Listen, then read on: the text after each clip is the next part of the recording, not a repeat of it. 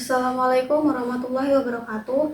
Perkenalkan, nama saya Khairunisa dengan NPM 23110102551, Prodi Pendidikan Agama Islam kelas E semester 4. Di sini saya akan menyelesaikan tugas ujian tengah semester mata kuliah Qiraatul Kutub dengan dosen pengampu Prof. Dr. Kiai Haji Ainal Ghani MAG. Baik, di sini saya akan menjelaskan kitab Fathul Qorib bab puasa tentang syarat dan hukum puasa. Bismillahirrahmanirrahim. Dengan menyebut nama Allah yang Maha Pengasih lagi Maha Penyayang. Kitabu Bayani Ahkamis Syiyam, kitab yang menjelaskan hukum-hukum puasa. Wahuwa lafadz syiyam dan wasomo lafadz saum masdaroni, itu merupakan bentuk masdar. Makna huma lughatan al-imsak, makna dari asyam dan asyaum secara bahasa adalah menahan. Wa syar'an, sedangkan untuk makna syam serta asyaum secara syara adalah imsakun an muftirin biniyatin mahsusatin, yaitu menahan dari segala yang membatalkan puasa dengan niat tertentu. Jami'a naharin qabilu lisawmi, yang mana kegiatan menahan itu dilakukan sepanjang siang hari yang bisa digunakan untuk berpuasa. Berarti ada siang yang tidak diperbolehkan. Contohnya itu seperti siang hari pada hari raya Idul Adha, siang hari pada hari raya Idul Fitri. Yang mana kegiatan puasa itu min muslimin, dilakukan oleh orang Islam, akilin, yang berakal, tohirin, yang suci, min haidin, dari haid, wa nifasin, dan nifas. Wa syaraitu wujubis syiyam, syarat-syarat wajibnya puasa itu salah satu asya, ada 3 hal atau 3 perkara. Wa fi ba'din nusahi arba'uta asya, tapi di redaksi kitab lain itu bukan 3 hal, melainkan 4 hal. Nah, keempat hal itu apa saja? Yang pertama, al-islamu, agamanya itu Islam. Wal bulugu, balik. Wal aqlu, berakal sehat. Wal qudratu ala shaumi, dia mampu untuk mengerjakan puasa. Wahada huwa saqitu ala nuskhatis salasati, dan ini yang dimaksud wal qudratu ala shaumi itu yang syarat keempat itu tidak tercantum atau ditiadakan. Nah, pada keterangan redaksi kitab lain. Fala yajibu shaumu alal muttasifi bi adradi dalika.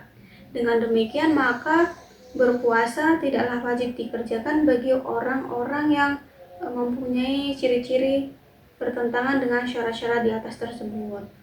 Nah, selanjutnya itu ada fardu atau rukun-rukun puasa.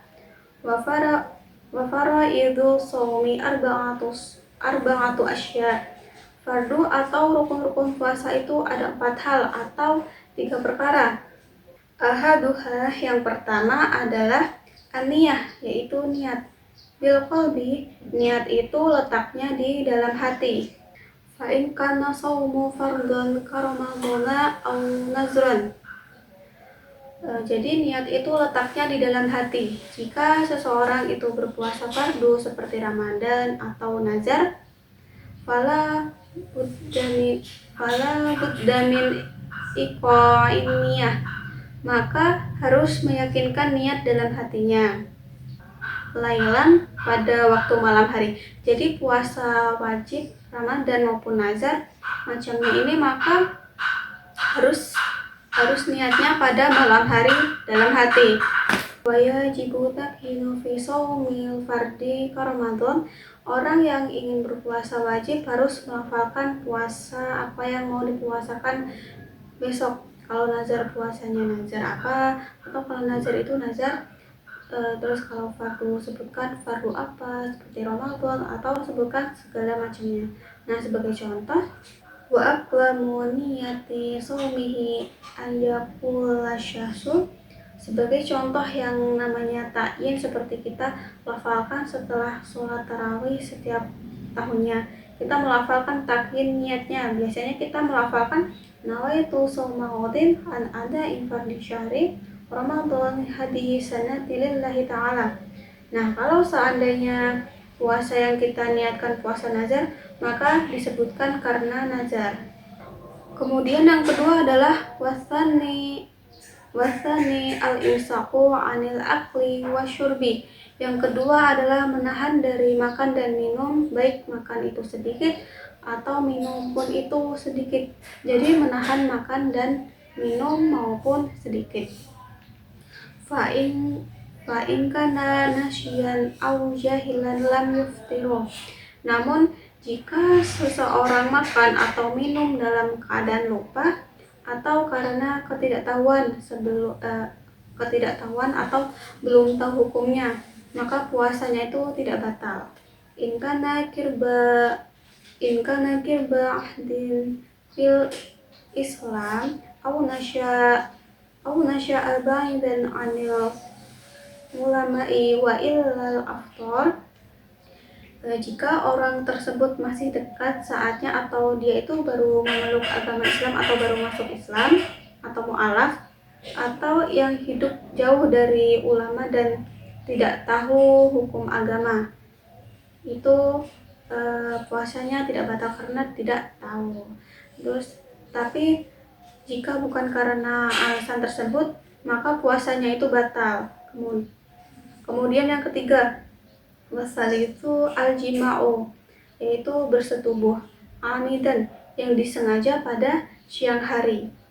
Wa amal jima'u nasyan fakal akli nasya.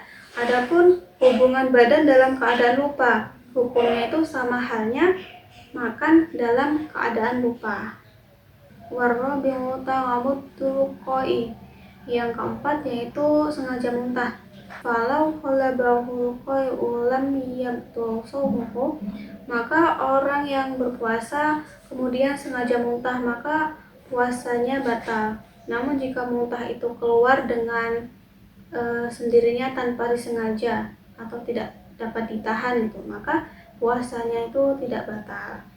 Demikianlah ada 4 hal atau perkara fardu atau rukun yang harus dilakukan oleh orang yang berpuasa. Mungkin cukup sekian yang dapat saya sampaikan.